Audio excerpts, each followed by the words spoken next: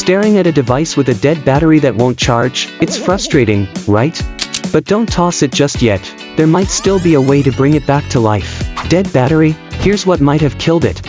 Overcharging, exposure to high temperatures, deep discharge, physical damage, aging and wear, manufacturing defects, software glitches, low voltage conditions, improper storage, poor charging habits. Try these steps first when trying to revive a dead lithium-ion battery.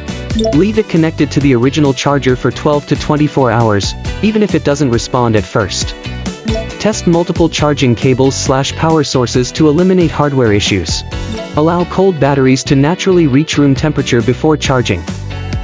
Advanced option, use professional-grade battery reconditioners for deeply discharged cells. Safety alert, never try freezing or voltage manipulation, it can be dangerous. Always follow proper guidelines. Here's a step-by-step guide to troubleshoot an unresponsive lithium battery. Check charging hardware. Perform hard reset. Reset battery management system. Diagnose physical issues. Professional testing. Avoid freezing or forced overcharging. They often cause permanent damage and make things worse. If revival fails, replace the battery with an OEM quality one, and avoid cheap alternatives.